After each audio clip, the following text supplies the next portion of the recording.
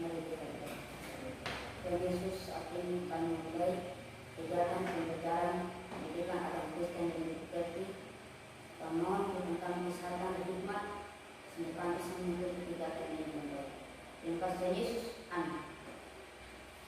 Baik, terima kasih buat Ri yang sudah memimpin kita dalam doa. Selanjutnya saya mengecek kehadiran dulu.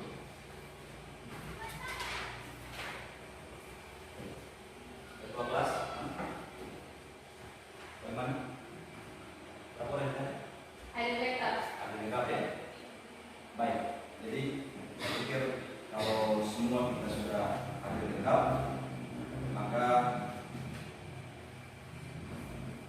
Bapak tidak perlu mengambil reject sekali satu persatu lagi. Sebelum kita masuk dalam proses pembelajaran yang lebih lanjut, Bapak atur tempat duduk ini kayaknya tempat duduk kita masih beragam ini, ya, yang kecil di belakang, yang besar di muka. Saya minta Ri tukar dengan belakang. Nah, Stefani tukar dengan Stefani tukar dengan Hela.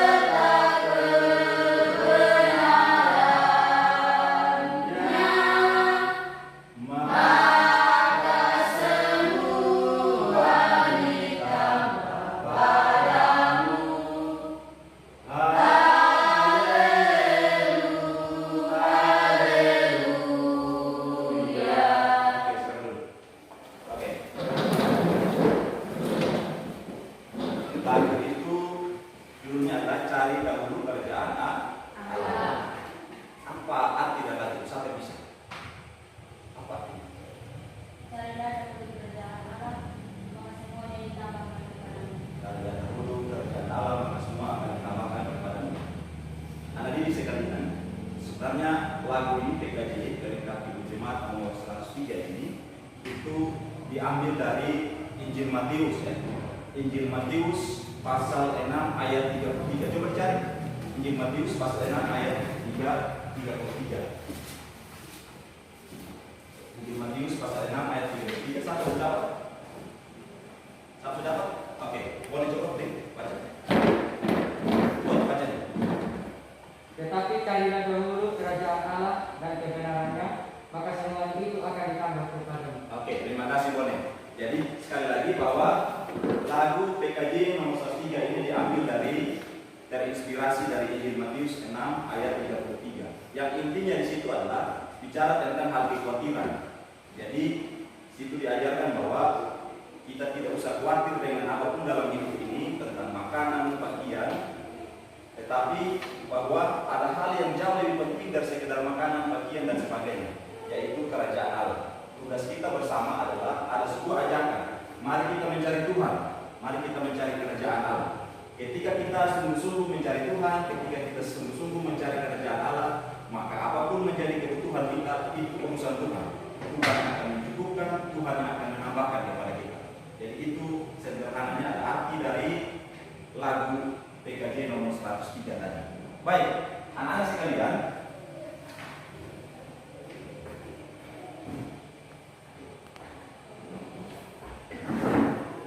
siapa yang masih ingat materi minggu lalu. Oke, Rispa. Minggu lalu kita belajar tentang apa? Gereja hidup di dunia. Gereja yang hidup di dunia. Ada 3 poin penting yang kita belajar. Apa sih yang itu? Gereja yang memberitakan. Gereja yang memberitakan. Yang kedua, Gereja yang bersekutu. gereja yang bersekutu. Dan ketiga, Gereja yang tidak gereja yang tidak membeda-bedakan.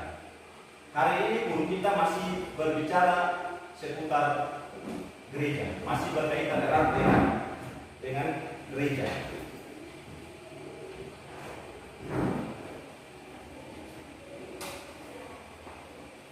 Materi kita hari ini coba lihat di slide. Baik, jadi materi pembelajaran kita untuk minggu yang ini adalah materi pokoknya adalah gereja yang bergumul di dunia. Jadi materinya adalah gereja yang bergumul di dunia. Tentu anak-anak sekalian bisa lihat di slide maupun juga di papan.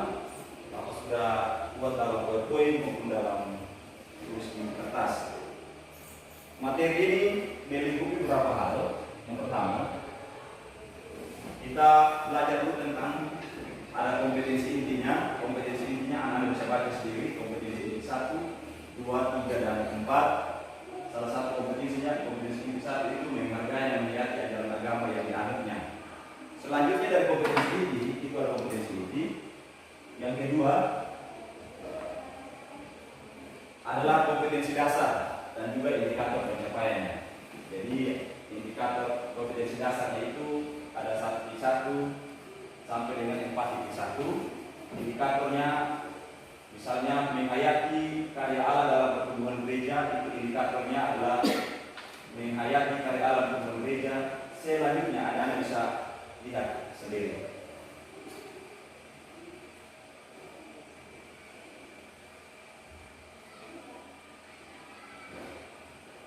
Baik, sedangkan tujuan pembelajarannya selain di slide juga ada di papan, itu jumlahnya sama, ada 6. Tujuan pembelajaran jadi ini menjadi harapan bersama kita. Jadi setelah selesai proses pembelajaran ini, setidaknya kita semua harus bisa mencapai yang namanya tujuan pembelajaran. Tujuan pembelajaran ini mutlak harus kita wujudkan, karena itu kita mengikuti proses itu dengan serius supaya kita bisa mewujudkannya. Tujuan pembelajaran yang pertama adalah mengenai karya Allah dalam pertumbuhan gereja, terus sampai dengan yang keenam.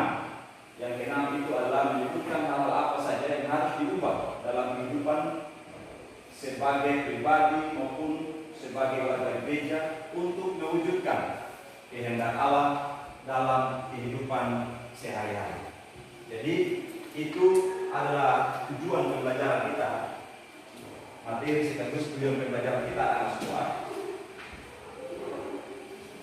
Sedangkan selain tujuan pembelajaran anak semua, Bapak perlu menjelaskan tentang lingkup penilaian.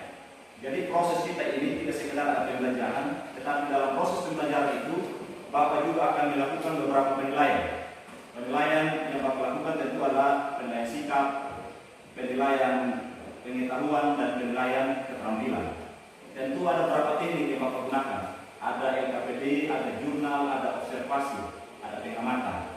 Jadi itu Bapak lakukan semua untuk bisa mengukur secara ini proses capaian yang anak-anak semua bisa dapatkan setelah atau dan ketika sedang atau setelah proses pembelajaran ini akan berlangsung dan sedang berlangsung. Jadi itu adalah gambaran satu materi hari ini dan juga proses penilaian yang akan kita lakukan. Selanjutnya, Bapak akan membagi semua ini dalam 3 kelompok untuk tidak menjadikan kita semua. Kali ini hanya jumlahnya 9 orang. Jadi karena kita bagi dalam 3 kelompok, satu kelompok itu jumlahnya ada 3 orang. Kelompok ini kelompok 1, ya. Ini kelompok 2 ya. Dan ini adalah kelompok 3.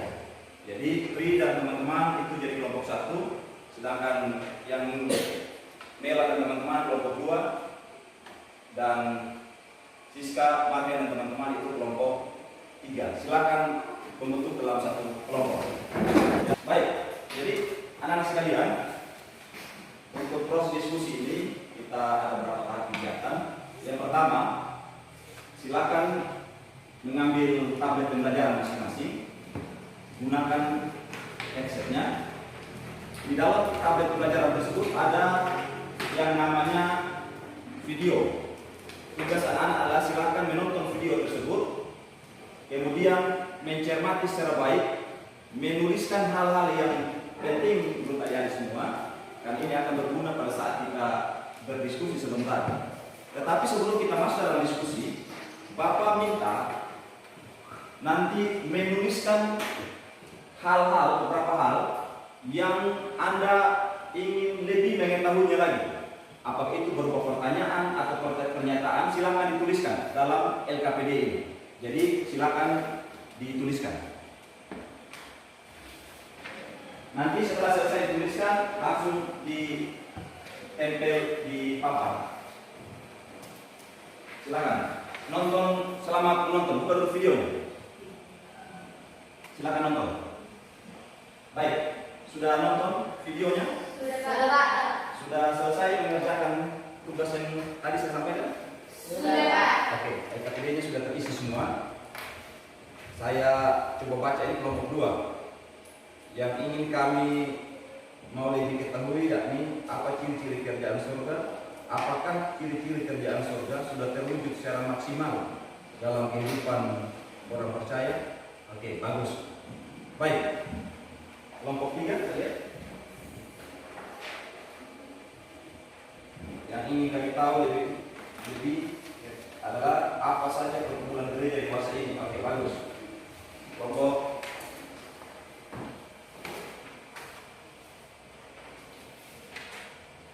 kelompok 1 yang ingin kamu lebih ketahui yaitu kerajaan surga itu seperti apa wujudnya dan di mana tempatnya. Bagus.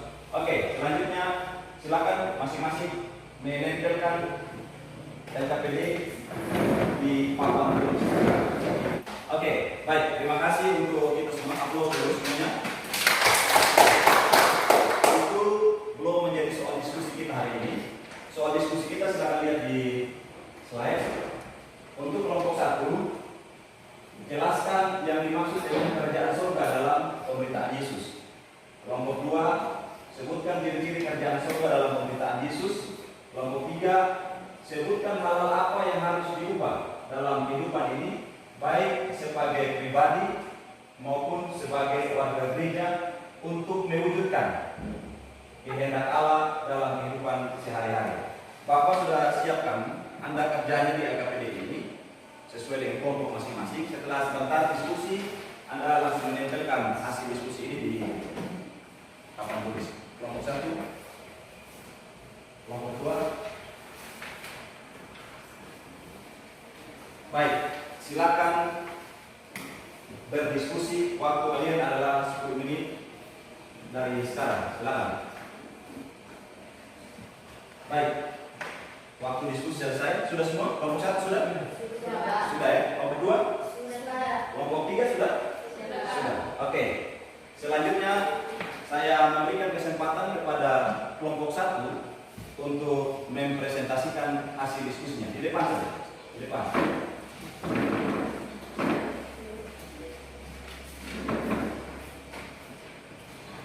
Silakan. Sini.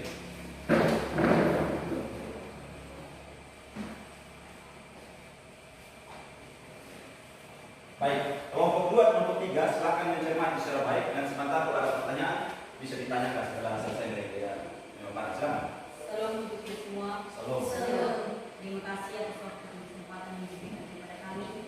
Kami akan menyampaikan hasil diskusi kami dengan topik jelaskan yang dimaksud dengan kerajaan surga dalam pemberitaan Yesus. Selanjutnya kesempatan saya berikan kepada ketua kelompok kami. Terima kasih atas waktu dan kesempatan yang diberikan kepada saya. Saya akan menyampaikan hasil diskusi kami. Dengan topik jelaskan yang dimaksud dengan kerajaan surga dalam pemberitaan Yesus. Menurut kami, kerajaan surga dalam pemberitaan Yesus adalah suatu pemerintahan Allah yang jalannya ada keteraturan, kedamaian, dan kemakmuran, bahkan keselamatan hidup. Sekian penyampaian dari kami. Waktu dan kesempatan saya kembali. Oke, kita beri aplaus untuk. Oke, silakan saya beri hasil diskusinya di papan. Di bagian sini, supaya urutan.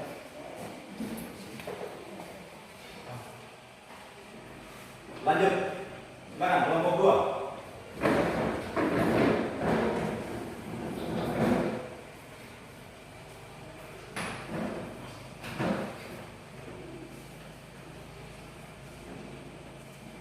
Salam untuk kita semua. Salam. Terima kasih atas waktu dan kesempatan yang diberikan kami. Kami akan menjelaskan hasil diskusi kami dengan kutip. Sebutkan ciri-ciri kerajaan Allah dalam pemberitaan Yesus. Waktu dan kesempatan saya persilakan kepada ketua kelompok kami. Terima kasih atas waktu dan kesempatan yang diberikan kepada kami. Kami dari kelompok 2 akan menyampaikan hasil diskusi kami dengan topik sebutkan ciri-ciri kerajaan surga dalam pemberitaan Yesus. Jawaban, menurut kami, ciri-ciri kerajaan surga dalam pemberitaan Yesus antara lain: 1. Adanya keteraturan hidup dalam masyarakat. 2. Adanya kedamaian hidup. 3. Adanya suasana saling mengasihi antara satu dan lainnya. 4. Terwujudnya saling menolong di antara manusia. Demikianlah penyampaian hasil diskusi kami. Waktu dan kesempatan saya kembali. Oke, kita beri aplaus. Silakan langsung tempel di papan.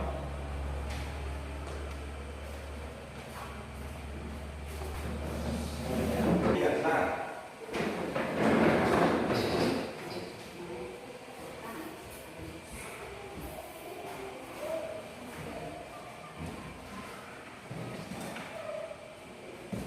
Terima kasih atas waktu dan kesempatan yang diberikan kepada kami.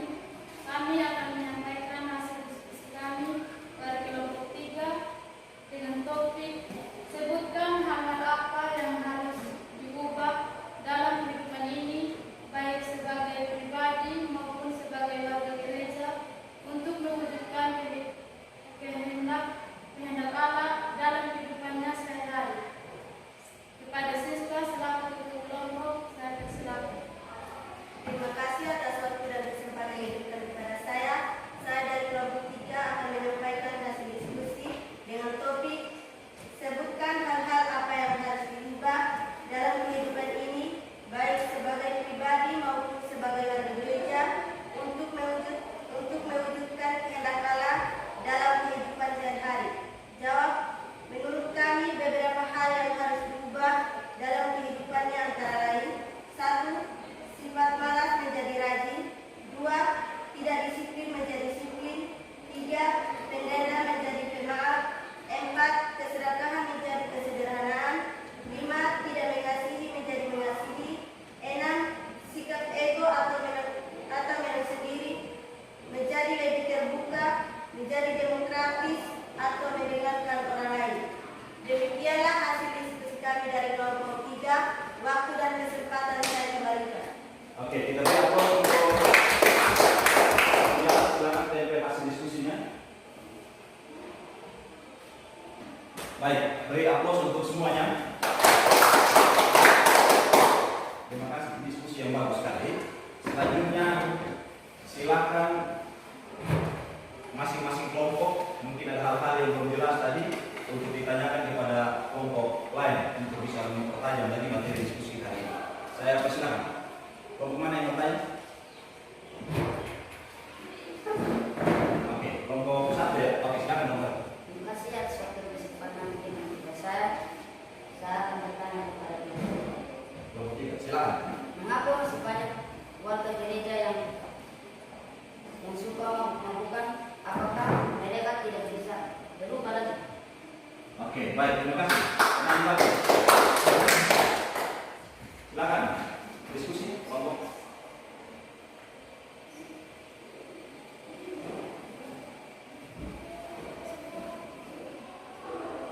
Baik, kelompok 3 silakan menjawab pertanyaan dari kelompok 1.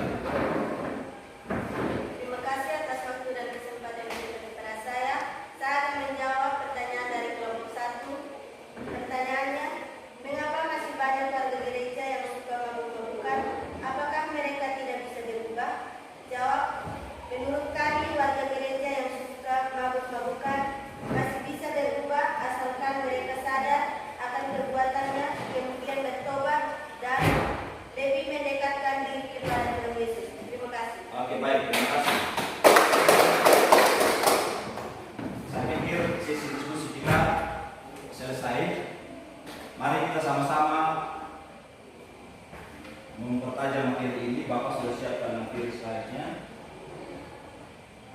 Jadi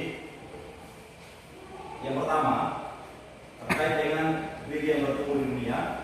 Tadi kelompok 1 menjelaskan tentang kerajaan surga secara baik. Tapi Bapak perlu menambahkan beberapa hal. Yang pertama, kerajaan surga dalam pemberitaan Yesus. Ada yang lihat di slide. Kerajaan surga itu sering disebut sebagai kerajaan Allah. Jadi kerajaan surga, kerajaan Allah itu sama. Itu biasanya perbedaan antara Matius, Markus, dan Lukas ya, yang menyebutkan itu. Jadi kerajaan surga, kerajaan Allah itu adalah inti dari pemberitaan Tuhan Yesus dalam pelayanannya di bumi ini ya. Jadi ada di baca sebentar itu di Matius 9 ayat 5 sebagai bentuk perbandingan. Apa arti kerajaan surga? Tadi Stubus menjawab pertanyaan dari kelompok 1 ya. Apa arti kerajaan surga? Itu sebenarnya ya.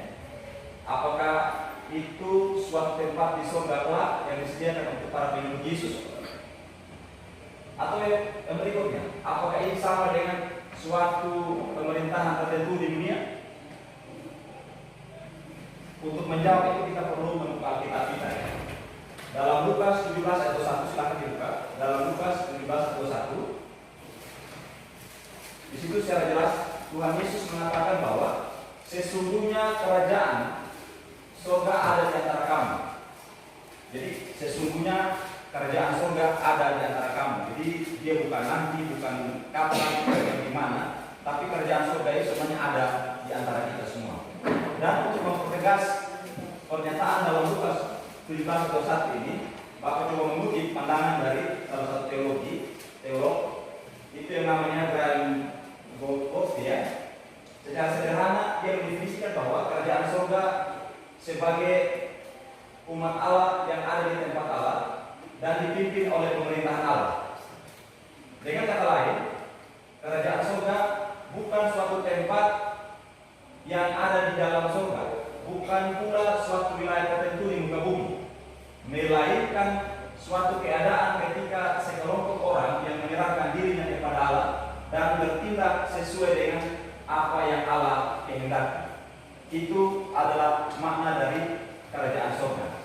Jadi hal ini menjadi jelas ketika kita membaca dalam Matius 7 ayat 21 tadi yang memuat kata-kata Tuhan Yesus, bukan setiap orang yang berseru kepada Tuhan, Tuhan akan masuk dalam kerajaan surga, melainkan dia yang melakukan kehendak Bapa di surga.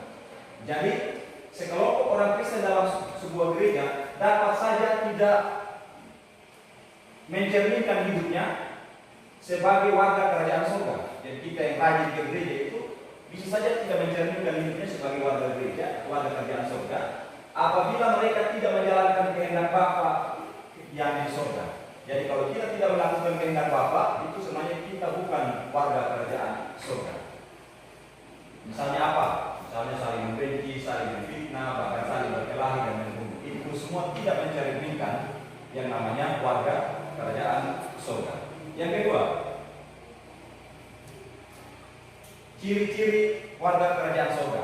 Jadi tadi sudah dijelaskan secara baik oleh kelompok 2. Ciri-ciri kerajaan surga. Untuk mengetahui ciri-ciri warga kerajaan surga, tadi sekalian, mari kita baca, kita lihat khotbah di bukit ya. Itu yang terambil dalam Matius 5 ayat 3 sampai 12. Nah, dalam Matius 5 ayat 3 sampai 12, di situ kita bisa menemukan bahwa menjadi warga kerajaan surga bukan sekedar berbuat baik saja.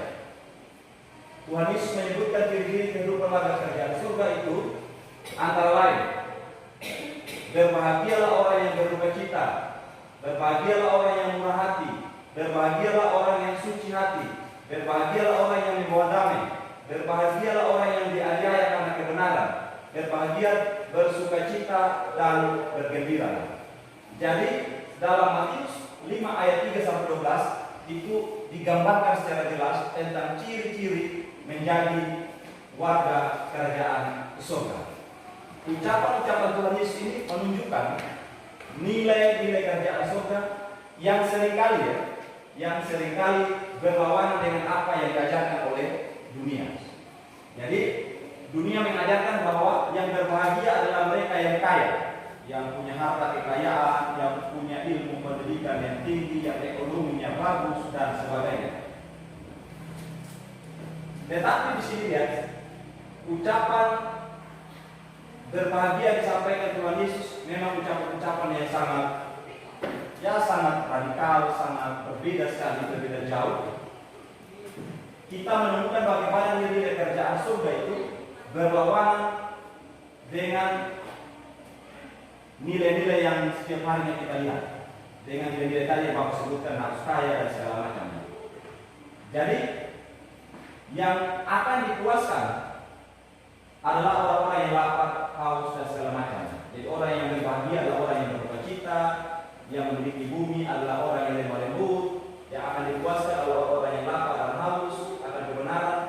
Ini adalah gambaran tentang ucapan-ucapan Yesus tentang ciri-ciri menjadi warga kerajaan surga. Dalam kehidupan sehari-hari kita melihat bahwa ini menjadi pergumulan bersama kita, bahwa masih ada kemudian yang mencoba mencirikan warga kerajaan surga itu karena ukuran manusiawi, ukuran harta, kekayaan, pendidikan dan sebagainya. Tuhan Yesus jelas dalam Matius 5 ayat 3 sampai 12 itu dia menjelaskan secara rinci tentang ciri-ciri menjadi warga kerajaan surga. Yang kecil adalah gereja yang bertumbuh di dunia. Dalam 1 Petrus 2 ayat 9 sampai 12 silakan dibaca. Di situ secara jelas kita sudah diingatkan bahwa sebagai pendatang atau perantau, kita itu diibaratkan sebagai pendatang atau perantau di muka bumi ini. Kita harus menjauhkan diri dari keinginan-keinginan daging dan harus berjuang melawan jiwa. Keinginan-keinginan daging maksudnya di sini adalah hal-hal yang membuat kita keliru menempatkan prioritas kita.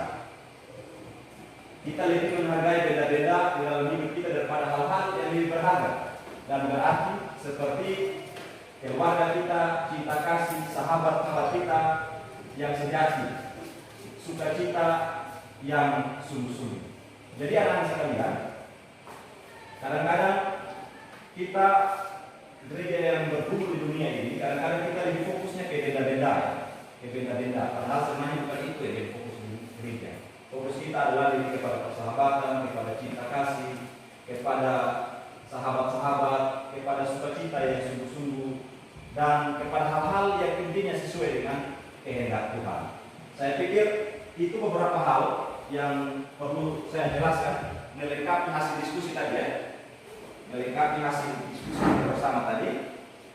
Selanjutnya, tugas anak-anak semua adalah silakan kita membuat pesan moral dari materi tadi yang sudah disusun sesuai dengan kelompok, dan masing-masing kelompok akan saya berikan LKPD lagi untuk mengerjakannya. Setelah itu ditempelkan di papan. Buat pesan moral yang Anda mau sampaikan ketika belajar dari materi tadi. Jadi kelompok 1, kelompok 3 itu yang terakhir bagian dari gereja yang bertumbuh di dunia. Kelompok 2 itu berkaitan dengan ciri-ciri kerajaan surga. Kelompok 4 kerajaan surga dalam pemberitaan Yesus. Kelompok 1 kerajaan surga dalam pemberitaan Yesus. Kelompok 2 ada ciri-ciri warga kerajaan surga. Silakan dibuat pesan moral.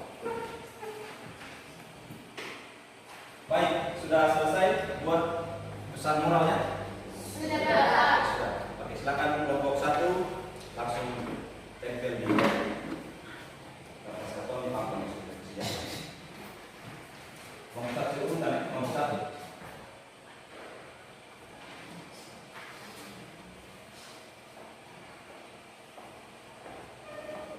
Jadi, saya pikir aplaus untuk semua dulu. Terima kasih kalian sudah boleh buat pesan moral yang bagus-bagus. Tentu ini menjadi perasaan sekaligus komitmen kita di tengah-tengah pergumulan gereja dunia ini untuk tetap teguh beriman kepada Tuhan Yesus. Baik, mari kita lihat apa yang jadi kesimpulan dalam proses pembelajaran ini, bahwa sebagai dan warga kerajaan surga. Jadi sekali lagi warga negara Indonesia yang kita tinggal di dunia ini saat ini, dan kedua adalah warga kerajaan surga. Dengan demikian kita terpanggil. Jadi kita terpanggil untuk mewujudkan nilai kerajaan surga di dalam kehidupan sehari-hari, baik secara pribadi maupun bersama-sama sebagai gereja. Tuhan Yesus mengajarkan kepada kita banyak sekali hal-hal yang berkaitan dengan nilai-nilai kerajaan surga yang seringkali berlawanan dengan nilai-nilai yang ditawarkan oleh dunia. Dalam pelajaran ini kita telah belajar bahwa tidak semua yang ditawarkan dunia itu buruk, dan tidak selamanya kehidupan gereja itu sendiri telah menjadi teladan dan berkat bagi orang lain. Nah, itu tugas kita sebagai gereja di muka bumi ini. Kita perlu bekerja keras, kita perlu bekerja dengan sungguh-sungguh, kita perlu kerja dengan ikhlas, dengan ketekunan, untuk kemudian bisa kita membedakan apa yang menjadi kehendak Allah dan apa yang menjadi keinginan dunia yang berlawanan dengan nilai-nilai kekristenan. Jadi berdasarkan itu ada kesimpulan kita. Maka yang terakhir ada beberapa hal yang perlu kita refleksikan pertama. Yang pertama bahwa kita punya tanggung jawab bersama. Kita punya tanggung jawab bersama ketika kita berada di bumi ini, baik sebagai warga negara Indonesia maupun sebagai warga kerajaan Allah. Tugas kita adalah kita harus selalu mencerminkan diri sebagai orang-orang yang percaya kepada Tuhan Yesus. Tentu kita harus menunjukkan ciri kekristenan itu, ciri warga kerajaan surga tadi, di mana kita harus menunjukkan kasih kepada sesama kita, tidak boleh membeda-bedakan. Jadi kasih itu tidak boleh kita beda-bedakan. Ya. Ini dia orang kaya, ini yang saya kasih, ini orang miskin, tidak usah saya kasih setengah-setengah, tidak perlu. Oh ini agama Kristen, ini yang bukan Kristen tidak perlu saya kasih, tidak seperti itu. Jadi Tuhan Yesus datang ke dunia untuk semua orang. Dia mengasihi semua orang tanpa membeda-bedakan suku, ras, dan agama. Karena itu tugas kita adalah mari kita mengasihi, mari kita menunjukkan ciri-ciri sebagai orang-orang percaya, sebagai murid Kristus, dan sebagai bagian dari warga kerajaan Allah dengan menunjukkan ciri-ciri kekristenan itu secara baik. Baik, itu adalah kesimpulan dan sekaligus refleksi untuk materi pembelajaran hari ini. Yang terakhir, Bapak akan memberikan tes tertulis kepada kalian. Bapak sudah siapkan soal-soal dari LKT ini. Untuk itu silakan kembali seperti tempat-tempat yang semula. Baik, jadi ini ada lembaran soalnya dan silakan bisa terjadi sekalian mengerjakan soal-soal ini. Setelah itu langsung dikumpulkan untuk Bapak nilai sebagai bagian dari tes tertulis.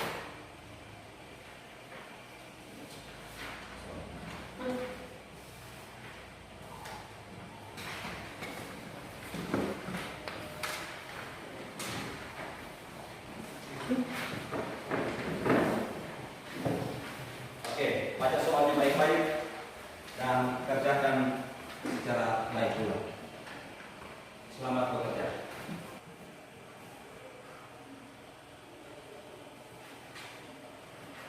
Baik, sudah selesai semua? Sudah Pak? Oke, silakan ke kelas kumpulkan hasil pekerjaan masing-masing. Sekarang kumpulkan.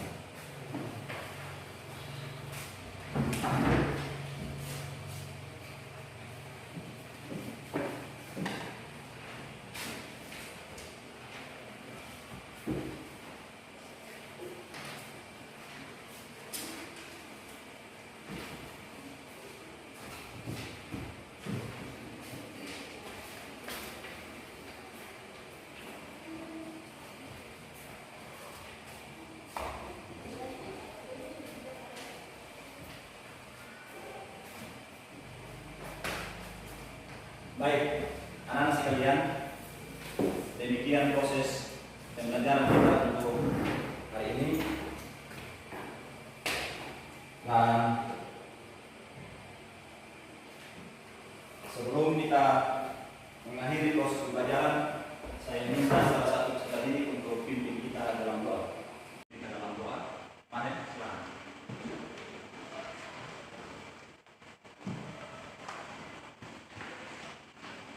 Baik, ambil sikap doa yang benar.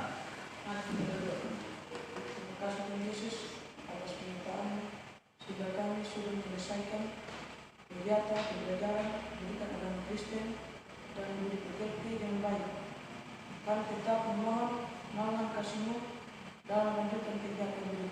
Terima kasih Tuhan Yesus. Amin. Terima kasih, Martin.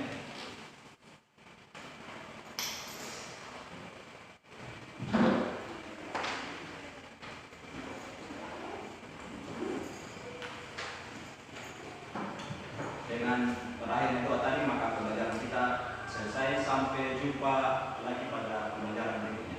Salam.